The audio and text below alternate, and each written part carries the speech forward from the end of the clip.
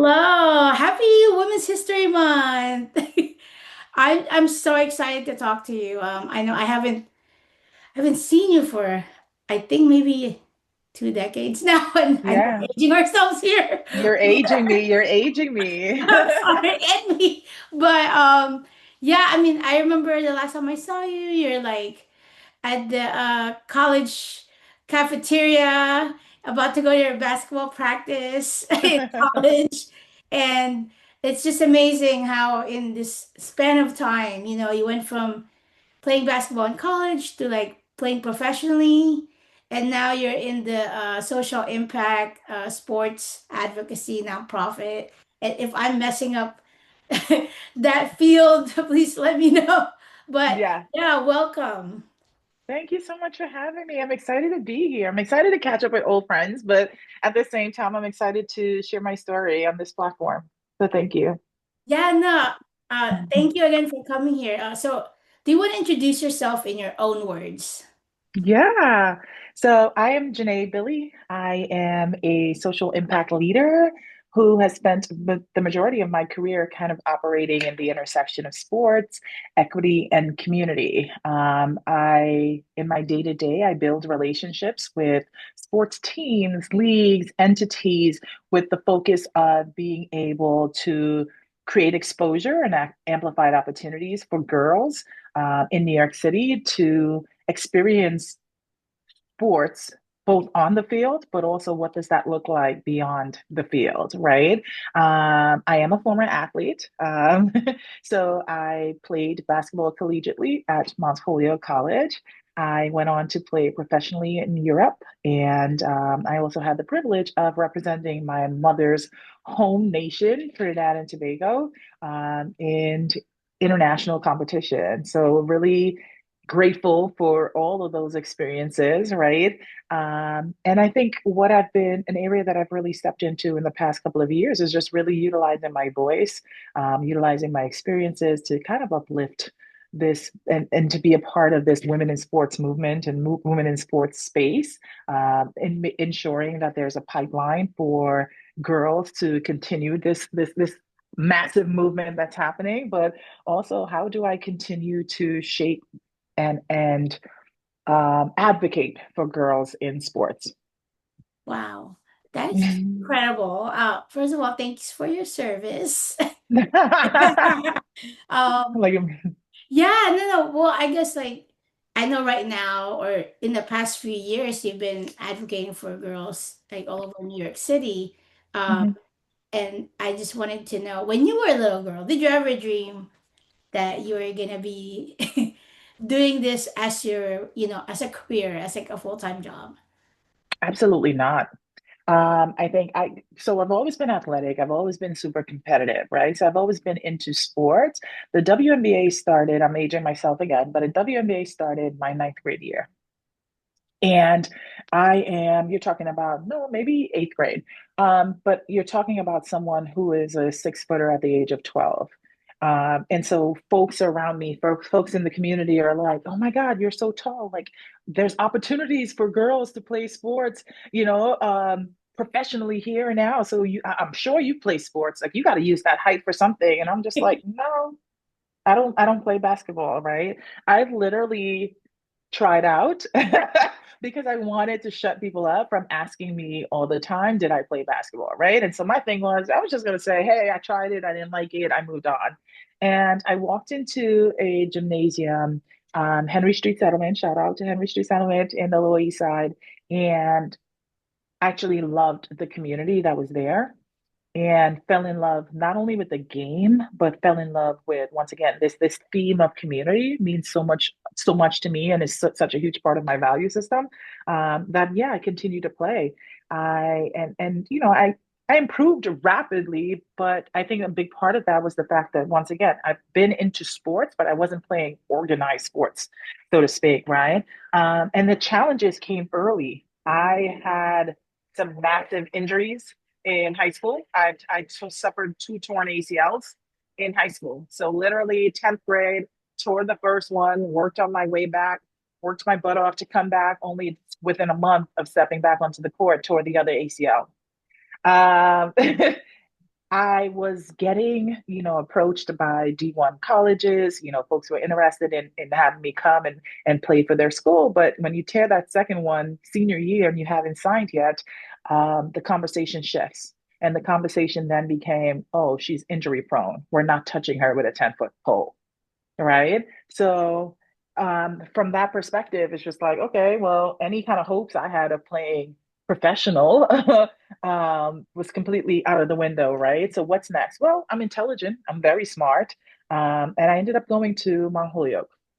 I went to Mount Holyoke with the intention of, hey, we're not fully giving up the dream.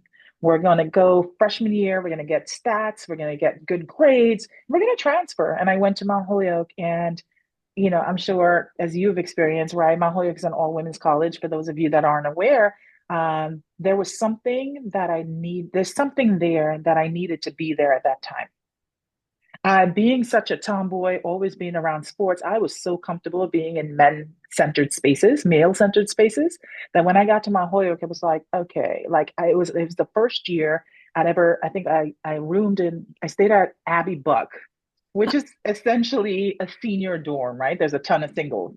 And I am a freshman. I am, what, 18. And this is the first time I've been around women, young women, who were like, oh, I'm about to take over the world. I am empowered. I am this, I am that. And I was just like, what is this? Like the women that I'm used to are catty and, you know what I mean? Like this idea of what female empowerment was, like completely blew my mind. Long story short, I stayed in Mount Holyoke all 4 years. I had an incredible career there. I was a 1,000 point scorer. I graduated in 4 years, and I said, you know what? I actually started working in sports. I worked at Madison Square Garden in season ticket sales, and when you walk away from a game that's poured so much into you, at some point you start getting that little itch, right? Like I miss it. I want to come back. I want to play. And I started training again. And I actually tried out for this exhibition team that was traveling for Europe to play against some of the European pro teams. And I made the team and I went over there and I was actually signed. I was actually the only player on that tour that signed. So my first couple of years, I played in Hungary for a professional club called Szombathely, BC, a little town in Hungary. I claim to fame. We had a McDonald's, so we were lit. But I mean, it was so different. I mean, everything that you think about women's sports, what the fandom, all of what's happening now that you're experiencing in the US, it's been in Europe, like their appreciation for sports, their appreciation for women's sports. It was think, like Duke men's versus North Carolina men, right? Like that kind of like rowdiness and just like, yeah, like that's what professional sports in Europe for me was. And I had never experienced that. But lo and behold, the injuries came again, and it was just, your body starts feeling it. And I try to hang on to it as much as I can, but at some point, it was, my mind was telling me things that I could do, and the body was just like, no, you can't do that, right? And so I started thinking about where are the spaces that I felt really comfortable, and that was Henry Street. And so this idea of nonprofit work, right, and after school programming, and so I started working for a nonprofit here in New York City, and once again, quickly climb the ranks. Just supporting young people, not just sports, but sports, and it just an overall, a holistic approach to building young people. And lo and behold, here I am at my current organization where I get to really marry a lot of my passions, which are community building, youth development, sports, social justice, equity, all those things marry into one. So, long-winded, but that's my story in how I'm here. Wow. I mean, that was incredible. Thank you for sharing Of course. this colorful journey. Mhm. And I have so many questions. Okay. First question, what position or positions were you playing in college Mhm. when you were doing the Pro Bowl? Yeah, yeah, yeah. In college, I played the 4 and 5. I subbed in at the 5 sometimes, but I played a lot of 4. When I became pro, I found out really quickly I wasn't that tall. And I had to develop these skill sets to move outside. So I became a three. Not so much of a slasher, but definitely someone that can catch and shoot because I thank God I had a jump shot. So that bode well for me. And I was pretty quick and agile, so I was able to become a three, Wow. small forward. Sorry. Okay. Yeah, I was about I'm to say. speaking basketball terms. I'm so sorry. Yeah, it's like what's a four? What's a five? Okay.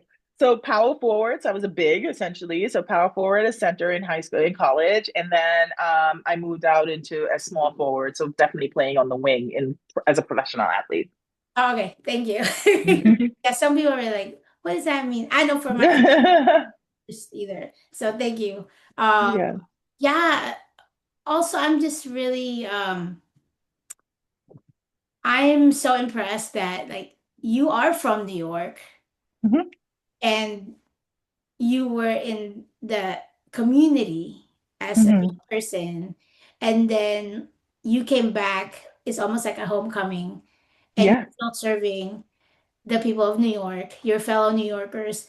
I think that's just so incredible because, sometimes like um, people come in from other places and like they don't know that context. Yeah. And I feel like you have that. You were one of those girls. Like Yeah. you were literally one of those girls, and that sounds like really powerful to, Yeah. it's like, oh, she's just like me. Oh, you mean I can like, travel over the world and play ball? Like, are you for real? You can Yeah. do that? Like, I think that's incredible that you were able to do a sort of homecoming, right? Yeah. Or It was definitely a full circle moment, and I'm grateful for it. Like I said, so many people poured into me. This me being, I'd love to say like, yeah, I ran all the laps, I did all the grunt work, the sweat, the tears, that was all me. But at the same time, there were a lot of folks that poured into me. I think sometimes when I look back on my journey and I think about how I pushed through injuries, right? Because I know a lot of folks that quit for a lot less. It's this idea of I have to continue to support the folks who poured all that energy, who stayed late at night in the gym, who, helped me mentally overcome injuries and so forth. Like I'm doing it for them too. And so even now that I'm here, like I've grown and I've expanded in just understanding, yes, I'm driven by the competition. I'm driven by this need to want to win, but just understanding and understanding how you build inclusive spaces in sports, and expanding that reach beyond the girl like me who wanted to compete and who wanted to win like that, and just understanding that other people who use sports as a space for socialization, and that's okay. How do we start you off from a socialization standpoint to now, being more competitive or wanting to do more with the space? So yeah, I love being able to, I love the fact that I'm doing it at home. Of course, a goal would be to be able to expand my reach and expand my impact. That would be ideal. But yeah. wow. Do you have any like special, most memorable moment when you were playing ball, like abroad, whether in Hungary or for Trinidad? Yeah. Like, I don't know if you had a special memory that you're like, I'll never forget that. I mean, so I'm very much rooted in my Caribbean culture, right? Like I'm first generation American, right? So if you are a daughter of that first generation child, right? Like your parents definitely tell you every single day the sacrifices they made for you to have the life, that Yeah. life here in the US, right? So to be able to represent my mother's hometown, home country was absolutely amazing, right? As a child, I spent a lot of time in Trinidad growing up. So to put on that red, white, and black, I would never have had the opportunity, I know it, to be able to represent US. So just to put on that red, white, and black was absolutely amazing. I don't even have to go into like immediate stories or like, like really personal stories, but I know my grandmother being able to see me play or at least practice, to be able to see me in the jersey meant a whole lot to my family. So yeah. Yeah, wow. Wow, thanks for sharing that. Um, Mhm. Yeah, so I'm thinking about you mentioned that even when you were in high school you were having like the sports injuries and they come and go. Uh Yeah.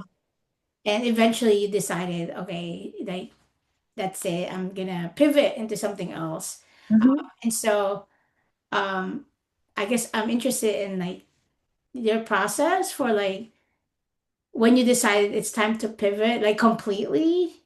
Uh Yeah. and like what was that process like for you? Like what like information or data did you consider seriously to make this pivot? Uh, Yeah. especially, it sounds like you've been an athlete for a long time, and I would imagine it's part of your identity, and it's like a Hmm. decision you wouldn't take lightly to just, you know, Yeah. play. No, you're absolutely right. I mean, this decision by no means was an easy one, right? Basketball had shaped so much of my identity for so long, right? And I think I know now, I can own up to it now. I think, you know, so much of my identity was tied to basketball and being essentially pushed out. Like I didn't walk away because I was ready to walk away from the sport. I walked away because my body could no longer do it. You know what I mean? I didn't want to be the I didn't want to be someone that was holding my team back. So it was definitely a sore spot. But I think the light at the end of the tunnel was okay, well, this is my pivot moment, right? Like if I can't do it for myself, how do I now pour that energy that what it would take to really train and to get my body prepared into supporting young people, other young people on their journey and the figuring out what they want to do, right? Like I said, it's not always, hey, I want to be an athlete on the court, right? I can use sport as that. I can definitely be in this space and work and be active and all this kind of stuff, but also thinking about supporting young people with their own pivots, right? You don't want to play collegiately, you don't want to play professionally. Let's talk about all the other avenues that exist in sports beyond the field, right? Like, how can I introduce you to the badass women or our allied men behind the scenes making sports happen all the time? I think just being able to observe that gap um, has really shaped my journey in and within my own pivot, right? You talked about data. The reality, the fact that I get to work with girls in particular and work with girls in sports, there's a data out there, a statistic out there that talks about 94% of C-suite women play sports at a high level, right? Whoa. So the skill sets that you gain from participating in sports, the leadership, the teamwork, the resilience, all these things that it's very much translatable into the boardroom. And so how do you develop that from now? How do you get young people to see that early on in their careers? From a playing perspective, I'm still very much active. I don't play basketball. After basketball, I actually went on to play netball. Whole different story. But I'm a cyclist. I am a part of a club now, and so I still train. I still work out. I just do it in a different way that's sustainable for my body. Right. Yeah. So you definitely you are an athlete, like whether it's Mhm. basketball or cycling or you said netball, like what is that? Mhm. So netball is actually think about it as the original women's basketball, right? So when Naismith invented basketball and the sport was then taken to Europe, right? This is way back when. Don't ask me the actual dates because I will mess it up. Women weren't allowed to wear the uniform is completely different now, right? But it's just the idea of like women weren't allowed to run the full length of the court or they had to wear these long skirts. So if you're wearing these long full skirts, you can't dribble without losing the ball, right? Yeah. So think about basketball without dribbling. I don't want you, the purpose of a woman was to be able to reproduce. And if you're running up and down the court, you're going to lose that ability to reproduce. Once again, we're thinking old times, right? So the court is broken up into three thirds as opposed to two halves. And it's you're limited in how far, how and where you can actually travel to on the court. So you're not running the full length of the court. 7 players on it. There's no backboard. Only 2 players are allowed to shoot. It's a I don't want to say it's a complicated game. It's a game that's very popular in Europe. It's very popular in um, in nations like I think Australia has one of the top teams in the world. Jamaica Oh, has one of the top teams. So yeah, it's really popular nationwide. It's actually one of the top women's sports internationally. And the U.S. is looking to actually expand into that space. So I played for an organization called Netball America, which is essentially think about it as the national team for the U.S. and where they were literally just pulling athletes who played different sports. Because if you were an athlete, their thought the thought is that hey, you'll be able to pick up this really quickly. And I got the opportunity to play a lot of like international competition with them with this organization. So they're doing some really incredible work. I know they're considering adding sport to the Olympics in the coming year. So let's go. wow, that's exciting. Yeah. Um, Yeah. but also, I've never heard of that. I've also never heard of that statistic you mentioned about the C-suite Yeah. leaders. And again, like you're dropping so much knowledge here right now. Like for whoever's watching this, definitely for me. Yeah. And that whole idea of translating like what you embody as an athlete into whichever space you go to, like Hmm. current role or any other role you've taken outside of the court. Uh, Yeah. and yeah, I guess I'm just like, what would you say are those qualities that, or habits, whatever, that you definitely feel like you draw from, like in your non-court activities, if you will? Yeah. I mean, I think it's overall leadership, right? You I wasn't a captain in college, but I definitely was served as team captain in high school. So just understanding how to support your team, how to lead your team when you're down, right? Like you're going through challenges. This equates to the real world. You're going through a challenges right now, or project is struggling. How you rally your team and get them ready to go. I think it's overall teamwork, understanding how the different roles and being able to identify the different roles that everyone plays and making sure that everyone is playing their active role for the betterment of the team, right? We talk about resiliency again, right? Like just having to battle all the different injuries, or how do you bounce back from a loss? Those are things that you encounter in the workplace, right? Like you have a project that you're working on and it didn't go too well, right? Do you sit and how do you analyze that, right? Like what went wrong, and then how do you bounce back so that the next time so that the next time you're doing another project, you're sure that this doesn't happen again. Mm, yeah, I can see that. I think Yeah. you are the first professional athlete that we've featured on the show. So Hmm. it's so refreshing. Just Hmm. seeing your perspectives on really everything. Oh, uh, I appreciate it. Hmm. yeah. And also like I guess I'm thinking about like right now there's like what you said, a growing movement of support for women's sports here in the Isn't United it exciting? States. um Mhm. I mean, how different is that like when you first started in this social impact space?